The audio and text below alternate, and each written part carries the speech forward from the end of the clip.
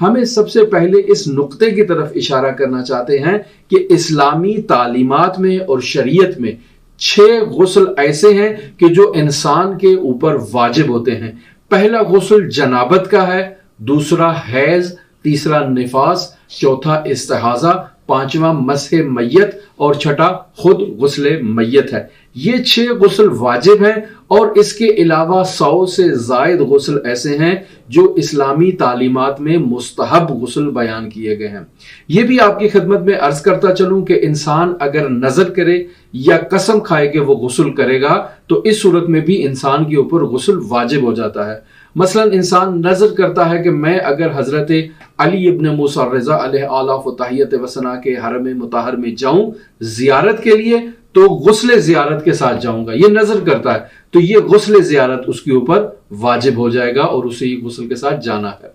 سوال یہ پیدا ہوتا ہے کہ غسل کا فلسفہ کیا ہے؟ یہ ایک اہم نقطہ ہے۔ سب سے پہلے یہ دیکھنا ضروری ہے کہ غسل صرف انسان کا اپنے جسم کو ظاہری طور پہ دھو دینا یہ غسل نہیں ہے،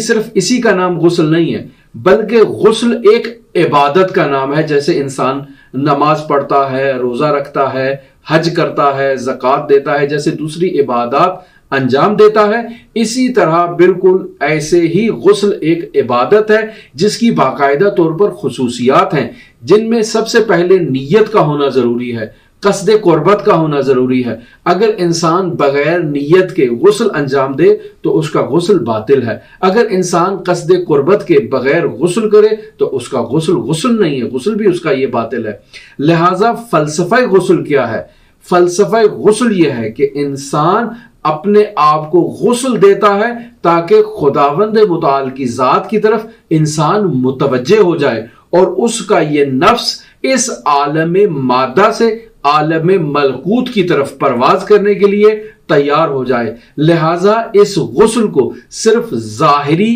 طہارت اور ظاہری صفائی ستھرائی سے مقایسہ نہیں کرنا چاہیے۔ لہٰذا بعض لوگوں کے ذہنوں میں یہ شبہ پیدا ہو جاتا ہے کہ ہم نے غسل کر لیا ہے، اب نہا دھو کے صابن سے اچھی طرح شیمپو وغیرہ لگا کے بالکل مرتب ہونے کے بعد جب ہم اپنی گھر والوں کے پاس چلے گئے ہیں اور جنوب ہو گیا ہے تو اب ہمیں غسل کی ضرورت کیوں ہے؟ ہم تو بالکل پاک اور پاکیزہ ہوئے ہیں، ہم نے اپنے جسم کو بالکل صاف ستھرا کر کے ہی گھر والوں کے پاس گئے تھے، تو اب ہمیں غسل کی کیوں ضرورت ہے؟ نہیں، اسلامی تعلیمات میں غسل کا باقاعدہ ایک فلسفہ ہے اور وہ انسان کو اس عالم مادہ سے عالم ملکوت کی طرف لے جانے کے لیے ہے اور انسان کے جسم کو ہر قسم کی کثافتوں اور رذالتوں سے پاک کرنا، جو معنوی کثافتیں اور رذالتیں ہیں، یہ بھی اس کا ایک ہدف ہے۔ لہٰذا ہم خداوند متعال سے اس بابرکت مہینے میں اور آج کے دن یہ دعا کر رہے ہیں کہ اللہم اغسلنی فیہ من الذنوب، اے میرے پروردگار اس مہینے میں مجھے گناہوں سے غسل دے دے، یعنی میرا جسم ایسے گناہوں سے پاک ہو جائے جیسے یہ گناہ میرے وجود میں